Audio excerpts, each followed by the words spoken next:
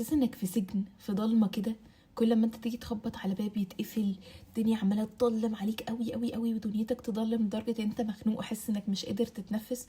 لو عندك الشعور ده كمل الفيديو ده للاخر. سيدنا يونس لما خرج وساب قومه بسبب ان هو قعد ينذرهم كتير قوي ومحدش فيهم بيؤمن، فخرج غضبان من غير امر من ربنا سبحانه وتعالى وركب المركبه، والامواج بدات انها تدخل جوه المركبه.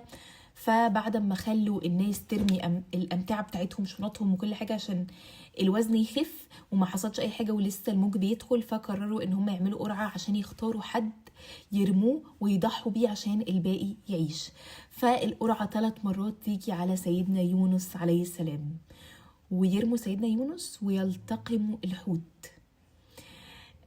لما دخل جوه الحوت يعني محدش فينا هيقدر بقى يستوعب الشعور ده. تخيلوا 3 ظلمات، ظلمة الحوت وظلمة البحر وظلمة الليل. بحس انه مهما كان الظلمات اللي انت فيها، مهما كانت بقى من مشاعر، اوقات في مشاعر بتحسسك بظلمة وانك مخنوق ومش قادر تعمل اي حاجة. اوقات بيبقى فيه حلم انت بقالك سنين بتشتغل عليه، ابواب عمال بتخبط عليها ومتأكد انها ترضي ربنا، ولكن الدنيا متقفلة. واللي حواليك بقى في ممكن اللي يبداوا يشمتوا فيك او يقولك من تحت لتحت ان انت يعني خلاص بقى ما تزهد، ده انت بقالك سنين وبتاع. فهنا بتحس بالظلمه.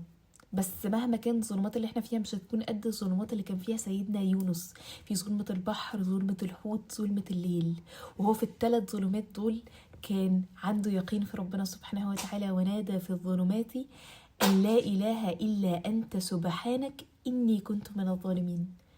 بينادي وبيدعي ربنا سبحانه وتعالى، ماليش يا رب إله غيرك، إني كنت من الظالمين. وفي حديث بيذكر فيه إن الملائكة لما سمعت صوت سيدنا يونس قالوا يا رب صوت ضعيف معروف من بلاد بعيدة غريبة، يا رب صوت احنا عارفينه بيذكرك دايما وبيدعي، ولكن هو ضعيف لأنه في بطن الحوت وفي مكان احنا أول مرة نسمعه هناك. فربنا سبحانه وتعالى قال يعني ده معناه أما تعرفون ذلك، مش عارفين مين ده؟ قالوا من هو؟ قال عبدي يونس.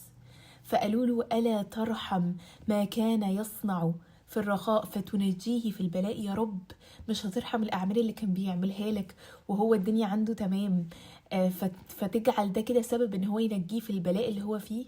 فساعتها ربنا سبحانه وتعالى أمر الحوت ان هو يرمي يعني ويسيب سيدنا يونس.